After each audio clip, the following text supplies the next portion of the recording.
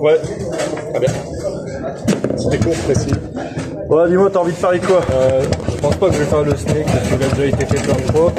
Mais je pense que je vais faire un jeu. Ça, faut se dire ça. C'est Ouais, fait, en fait, le point où tu te sens le plus à l'aise. Je vais faire en tiré. Je vais montrer un jeu en tiré en attaque. Un jeu basé sur de la tirée, quoi. D'accord, ok. Parce que je le fais aussi en T'es tournoi. pas obligé de montrer que de l'attaque aussi, hein, si t'as envie de montrer. Moi, je vais montrer l'attaque. Eh ben, c'est ça. Parce qu'en fait, en tournoi, souvent je suis en snake. Ouais. Mais en fait, j'aime bien avoir un deuxième jeu qui me permet de varier si vraiment je suis trop en galère, tu vois, sur le snake. Ou inversement. Ouais, donc toi, t'hésites pas à changer. J'hésite pas à changer, mais pas aussitôt. En vrai, ça t'arrive combien de fois? On va dire, sur une trentaine de matchs, Sur 30 matchs, Ouais, à peu près. ça m'arrive 10 fois après. Ah ouais, donc oui, donc tu fais quand même souvent. Ouais. Ce que j'avais demandé, parce que je pensais que t'allais me dire. Déjà, en fait, ça permet aussi, quand tu fais gauler, quand tu variantes, l'adversaire, il est pas concentré sur son deuxième jeu. Du coup, ça trouve plus de possibilités, quoi. On voit ça comme ça, tu vois. Ok, bah, très bien. Et bah écoute, explication très claire. Du coup, et ton père, c'est pas, sur les tutos, c'est toujours clair, on a presque pas de questions à poser. Ouais, c'est ça, c'est efficacité, les piliers. Oula, vas-y, ici. Donc, Là, du coup, je vais me mettre en on va tirée. commencer par un truc, c'est la tirée la plus importante, parce que c'est pas à moi de te dire. Alors ce pour que moi, tu- la plus c'est à toi de importante l'expliquer. sur ce jeu, ça va être la tirée longue. Donc toi, tu vas jouer, déjà, je vois ça, Je joue comme ça. Ouais, Ça me tu joues permet toujours de- à fond sur le ouais. côté. Alors, juste comme ça, c'est une petite question sur le placement. Est-ce que tu peux nous expliquer le placement? Parce que par exemple, je te prends, il y a des gens qui se placent là, t'as des gens qui se mettent là pour justement avoir la comme ça, etc. Donc du coup, la question c'est si tu peux nous expliquer comment tu te places et pourquoi. Alors, moi je me mets comme ça veut dire que j'ai mon joueur qui est sur l'extrémité de la balle. Yep. Ça va me permettre déjà que ce soit plus facile pour moi d'aller chercher l'équerre. D'accord. Alors pourquoi c'est plus facile Parce que comme ça, je trouve que moi mon geste il part moins parce que je suis un peu plus au milieu de la balle. Ouais. Que là, j'ai plus d'impulsion à arriver jusque là, quoi. Je sais pas si tu vois ce que je veux dire. Si, très bien. Et là, après, moi, je vais donner l'explication, on va dire, un peu plus rationnelle ou technique. C'est tout simplement, en fait, la longueur, en fait, la surface, en fait, que tu frottes avec ton joueur. C'est-à-dire que si tu pars là, en fait, tu vas frotter ta balle que sur ça. Ouais. Tu vas rouler dessus. Ouais. Alors que si tu pars de là, tu vas vraiment rouler ta balle de toute sa surface, ce que tu peux. Et c'est vraiment le maximum que tu peux avoir. Un dernier truc aussi, on ne l'a pas dit, mais c'est pour les gens qui regardent et qui connaissent pas trop le baby, toujours se mettre sur l'arête de la balle. L'arête de la balle, c'est quoi? C'est pour ceux qui connaissent pas, c'est vraiment se mettre en haut de la balle. Et en fait, ce qui touche le haut de la balle, c'est l'arrière du joueur, c'est pas le dessous. Si jamais vous voulez vous savoir comment on trouve l'arête de la balle, vous prenez votre balle et vous la mettez sous votre joueur et quand vous poussez, hop, il y a un moment, le joueur, il monte plus, vous êtes sur l'arête. Donc ça, c'est la petite technique pour avoir sur l'arête. Si vous n'êtes pas sur l'arête, ce que fait Alexis, c'est-à-dire se mettre vraiment comme ça, hop, sur le côté de la balle sans la perdre, vous pourrez pas le faire. Parce que regardez, si vous êtes déjà un peu... La plupart des joueurs, en fait, se mettent devant la balle comme ça. Et si vous vous mettez sur le côté, regardez, hop, ça dégage. Donc du coup, hyper important, l'arête de la balle, comme il disait, bien sur le côté. Et maintenant, à toi. Alors du coup là, mon premier tir, mon tir le plus fort, Donc le tir, tu dirais qui est le plus important. qui est le plus important sur le jeu, c'est la tirée longue. Ça va me permettre déjà de marquer et potentiellement d'ouvrir d'autres zones. Parce que c'est le but, c'est qu'on recherche. Ok. Alors longue, tu vas chercher plutôt une longue décroisée ou tu vas chercher vraiment la longue d'équerre? Je cherche tout le temps en équerre. En équerre, Voilà. impressionne-moi. Je suis impressionné. Il n'est pas produit des poules pour rien. C'est très bien. Voilà. Voilà, on cherche toujours l'équerre et en fait ça permet que le gardien il va être sur la vigilance plus de la longue, quoi. Il y a un moment, oui, je vais être obligé de m'avancer. Voilà. Donc on va prendre un mec bateau qui a du mal à écarter un peu ses joueurs les uns des autres. Ouais. Donc du coup là, tu m'as mis beaucoup de longue. Donc du coup le mec va commencer à prendre un peu d'avance. Voilà. On est d'accord? Et du coup si je commence à prendre un peu d'avance, Et à ce je vais mettre- moment-là, on peut faire juste ça. Ah oui, alors toi tu vas enrouler. Alors là, la croisée erreur ou tu l'as fait un peu légèrement croisée? Alors, il y a plusieurs styles à faire. C'est-à-dire que là, je peux faire ça, je fais un appel pour mettre vraiment comme ça, tu vois. D'accord. Et en Alors, fait- tu peux le refaire au ralenti juste pour les gens. Parce que moi j'ai bien vu, mais je pense que Alors, celui qui je connaît vais pas. là, ouais. Voilà. Donc on est bien d'accord. C'est basique, c'est simple. Tu te décales pas. Pour bien que les gens comprennent, comme tu es sur le bord de ta balle, tu te remets juste pleine balle. Je me remets juste pleine balle, exactement. Ça donne l'impression que tu avances. Et là, tu fais ta roulette. Ou la variante de ça, c'est que si le joueur est en garde comme ça, enfin en garde normale, on va inverser, En garde inversée, ouais. et ça peut t'ouvrir pour celle-là. Du coup, là, t'as pas besoin de te décaler pour qu'elle aille Pas droite. besoin, j'ai juste besoin. Tu fais ta roulette directement. Et là, c'est juste question de timing. Il faut juste avoir le bon timing, bien observer. ça. Très bien. Et t'as toujours, après t'as toujours la longue, t'as toujours tout ça. Bon, et puis maintenant, forcément, un mec qui va t'emmerder, qui va être un peu plus malin, qui va chercher vraiment des joueurs, une centre bête et méchante. Voilà. Très bien. Voilà, ma stratégie. Alors, petite question. Donc là, on va refaire un petit peu plus, on va dire, dans les stats. Ouais.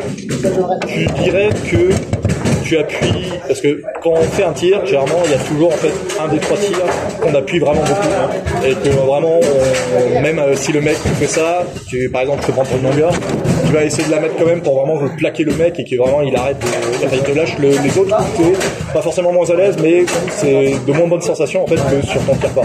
Donc du coup, la question c'est que toi, ton tir fort sur ça, c'est lequel? Lequel que tu vas faire et tu vas utiliser le fort que je marque le plus. Ça va être la tirée longue. C'est vraiment la tirée longue. Ouais. Et des fois, j'en ai. Alors c'est ce que je vais te demander parce que la tirée longue c'est quand même le plus dur des 3. C'est plus dur. Ouais. Alors est-ce qu'il y a une raison d'avoir pris la tirée longue en fait en tir fort? J'imagine qu'il y a une raison. C'est celui-là que je réussis. Je suis souvent bien cadré, bien au fond. D'accord, ok. Et souvent, le joueur il a du mal vraiment à aller chercher même au goal. D'accord. Ouais, il est vigilant quoi. Il va pas se mettre comme ça. Vraiment, personnellement que quand je suis à l'extrémité. Là, il est souvent d'accord, donc ouais, c'est ça, c'est ce que j'allais dire. Il y a pas une raison parce que la plupart des gens en fait te laissent souvent la longue, que c'est vraiment toi qui l'avais déjà bien naturellement. Ok, très bien. C'est une explication comme d'autres. J'ai envie de te dire. Après, il y a aussi la croisée. Moi, la croisée, je l'ai pas. Elle est dure à faire. Ouais. Si ça sent croisée. Et elle est, on va dire, elle est vraiment. C'est vraiment situationnel quoi. Situationnel, difficile, meilleur moyen de perdre ton match. Vaut pas le coup. Qu'on soit clair. Sauf si elle est maîtrisée. Ouais. Après, je sais que c'est compliqué pour les gens, mais tu vois, par exemple, il y a beaucoup de gens qui me disent, alors, je vais te laisser te parler à ma place, mais moi, il y a beaucoup de gens qui me posent la question, ils me disent, mais pourquoi vous faites pas des croisés et tout? Parce que un mec qui te fait une garde comme ça, tu vois, ou même comme ça, et les croisés, tu sais, tu pourras toujours les mettre facilement, quoi. Ouais. Je te laisse répondre à ces gens. Moi, la croisée, je la fais pas parce que je la maîtrise pas. C'est simple que ça. Oui, même sans la maîtriser, par rapport à une tirée droite.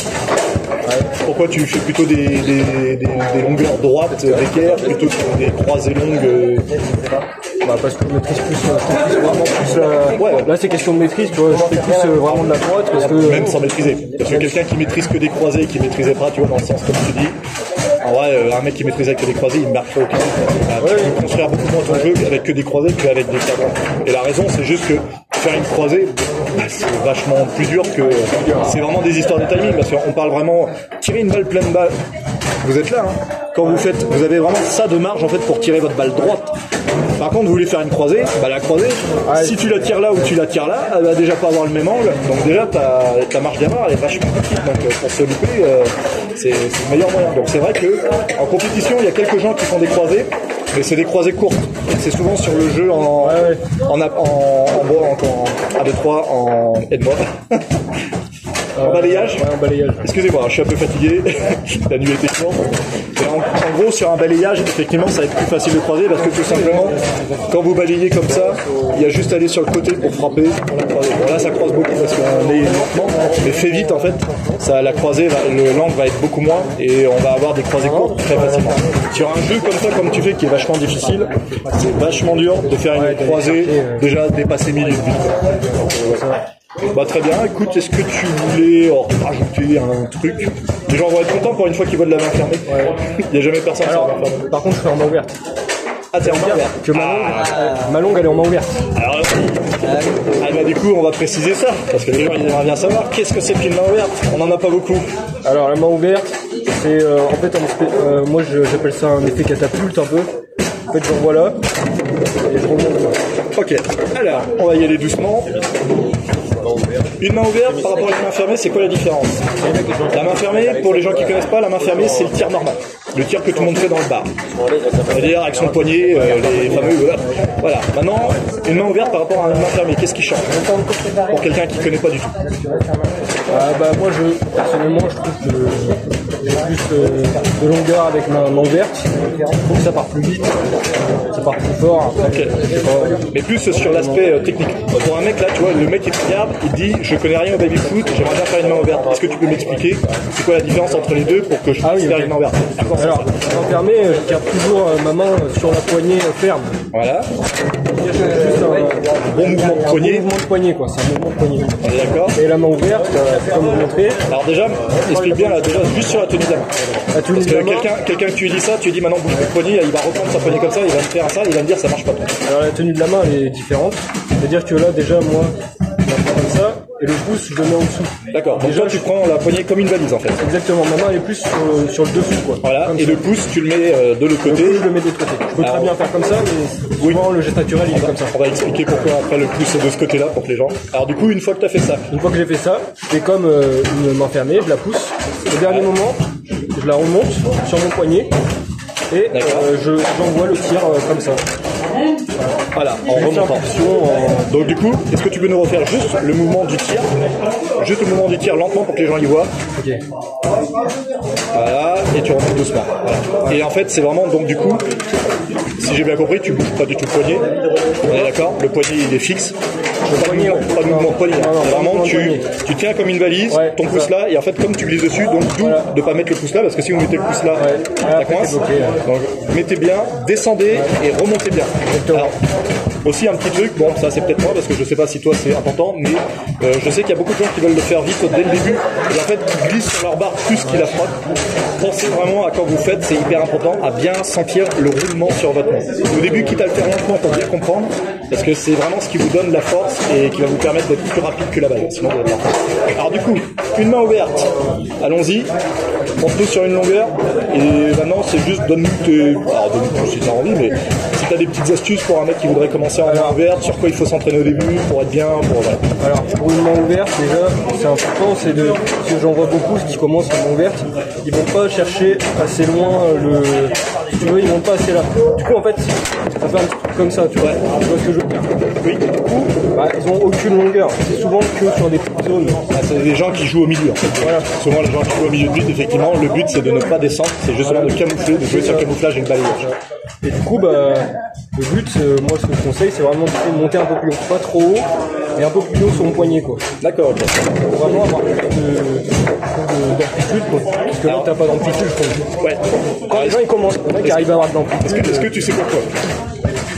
Je sais pas pourquoi dire rationnellement ou techniquement quoi. C'est tout simplement en fait c'est une question d'envoi. C'est-à-dire que sur ta main ouverte en fait tu envoies une certaine vitesse. Si tu envoyais et que tu faisais juste un petit geste comme ça en fait, tu aurais eu un temps où tu es obligé de te mettre à l'arrêt et de l'attendre pour qu'elle te rejoigne. Alors que justement si jamais tu fais ce que tu fais, comme tu descends plus bas, le fait de descendre plus bas laisse le temps à la balle. On va tout de suite régler la question. Carte du simple D, Julien Orbet contre Yanis Orbet, table numéro 4. Voilà. Pendant que un père zigouille son fils sur un baby-foot. Donc du coup, voilà. Donc c'est pour ça en fait que souvent en fait les gens qui jouent sur le côté comme ça, vous descendez plus bas parce que tout simplement en fait ça laisse le temps en fait à la balle à arriver. Ça n'augmente pas la vitesse parce que malheureusement, arrivé à un moment la vitesse est limitée, hein, quoi qu'il arrive, on en voit. Mais par contre le fait de faire ça, ça permet en fait de pas avoir d'arrêt, d'avoir une sorte de mouvement qui reste un peu camouflé et unique. L'avantage que tu as aussi avec ça, c'est que la vitesse de là à là par contre, t'as de la vitesse. Ouais. Là où les gens qui vont plutôt jouer justement très fort, ils vont quand même avoir de la vitesse, hein, mais c'est quand même pas la même. C'est vrai qu'une fois que t'es là, si le mec t'es pas, c'est fini. Ça rentre dans les jeux. C'est ça. Ok. Alors, du coup, quelqu'un qui voudrait commencer, tu irais pour s'entraîner. Est-ce que tu as juste des exercices comme ça pour bien maîtriser la main? Ce qui est important avec la main ouverte, c'est de pas forcer son geste. C'est vraiment essayer de bien placer son goal. Et essayer d'aller tout le temps dans les trous quoi. Alors d'accord, donc ça fait beaucoup. Le placement du goal il est important quand on s'entraîne. Ouais, alors on va commencer de pas forcer son geste parce que ça m'intéresse beaucoup et je sais que quelqu'un qui écoute, qui connaît pas, il va pas comprendre ce que ça veut dire, mais pas forcer. Alors, forcer son geste, ça veut dire vraiment être crispé sur son geste et vraiment tirer comme un bourrin quoi. C'est littéralement ça, tu vois. Voilà, je force. Là ça fait direct un bois. Alors que là je vais essayer d'être plus sur mon poignet et de faire le geste en douceur quoi. Après la force ça vient après, la rapidité ça vient après. Vraiment d'être souple dans son geste. C'est très important quoi. Alors juste un petit truc que je vois, mais ta balle, tu vois quand tu m'as dit forcer, tu envoies ta balle vers l'arrière. Quand tu me dis j'essaye de moins forcer sur mon geste, tu envoies ta balle droite. Voilà. Donc on est d'accord. Donc pour les gens, si vous voulez un petit repère de savoir si vous forcez ou pas, faites votre geste comme ça. Si vous voyez votre balle partir droite, c'est que vous êtes léger sur votre même si c'est un petit raccourci, on va dire. Mais on va dire pour débuter, c'est bien. C'est bien comme raccourci. Et aussi, en main ouverte, souvent. Donc tu disais le placement du goal. Le placement du goal est assez important pour s'entraîner. De toute façon, c'est avec tous les tirs. Hein. Oui. Tous les tirs. Mais vas-y, explique parce que c'est bien. Pour les gens qui connaissent pas, c'est tout. Là, je vais mettre mon goal au fond en inversé. Ouais. Comme ça va me permettre d'être sûr de bien déborder à chaque fois, quoi. De déborder. Tu veux dire ton défenseur. Mon défenseur. De bien pouvoir déborder. Ouais, donc pour la petite explication pour les gens, c'est tout simplement parce que si vous faites une garde comme ça, en fait, quand vous mettez à fond, là vous voyez bien en fait, ici c'est votre goal qui tient le fond et celui-là ne peut pas aller plus loin. Donc du coup quand on s'entraîne pour les équerres, si c'est sur une tirée, on va retirer le goal pour justement comme disait Alexis, vous laissez. Alors il y a une balle et demie en vrai. Il y a une balle et demie qui passe. Après, si jamais vous voulez le faire sur la poussée, c'est comme si vous faisiez une garde inversée. Vous faites une garde inversée, ça c'est une garde normale que vous avez l'habitude. Si jamais maintenant vous inversez, vous prenez le joueur le plus loin de vous et que vous gardez la même garde, c'est une garde inversée. Et là, la même chose par là, vous enlevez le goal et pareil, il reste une balle et demie pour s'entraîner à faire la longueur là. Voilà, comme Alexis est en poussée, en tirée, pardon. C'est forcément c'est celle-là. Donc du coup, voilà, bien s'entraîner à bien dépasser, bien rapide. Une belle équerre. Est-ce que, juste comme ça, pourquoi s'emmerder à faire une équerre alors qu'en vrai tu pourrais très bien en fait la décroiser, tu vois, prendre de vitesse, toi le mec qui prend de vitesse. Est-ce qu'il y a une raison? Oui, il y a une raison. Parce que déjà, le mec, une goal en inversé, la décroisée elle passe pas.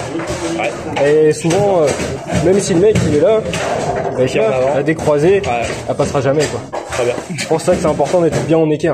Je suis sûr que là, ce trou-là, il serait quoi. Puis lui, même s'il est comme ça passe. Il sera, et puis comme lui, t'attends sur la décroisée, s'il met son pied là, c'est qu'il a pas envie d'aller jusqu'au bout. Voilà, exactement. Exactement. Écoute, très bien. Et sinon, des surplaces, il y a quelque chose d'autre? Alors, sinon, oui, il peut très bien faire. S'entraîner sur une surplace. Une surplace, complètement basique. Ouais. Et sinon, il y a. Ce que tu nous montrais là. Aussi les liés. Ah oui, les liés. Je la fais aussi un petit peu. D'accord. Les liés, tu l'as fait de la même position? Les liés, oui, même position. D'accord, tu l'as fait directement. Le but après, c'est la stratégie, quoi. C'est bien de mettre en place la stratégie 2. Moi, ce que je fais souvent, c'est que j'aime bien bombarder dès le début, vraiment de tirer. Ouais. Soit vraiment à l'affût sur la tirée. Et après, comme ça montre plein d'autres choses. Et comme toi, t'es plus à l'aise, tu peux te permettre plus de fioriture, on va dire, dans les tirs. Je suis d'accord. Et même si je vois que ça marque la tirée, je continue. Même si je dois en mettre 5 d'affilée, j'en mets 5 d'affilée. On n'arrête pas un truc qui marche. C'est ça. La règle numéro 1 en compétition. Et voilà. Eh ben écoute, clair, concis, précis, bravo. Très bien. Et un de plus. Je crois que c'est la saison en plus. Hop.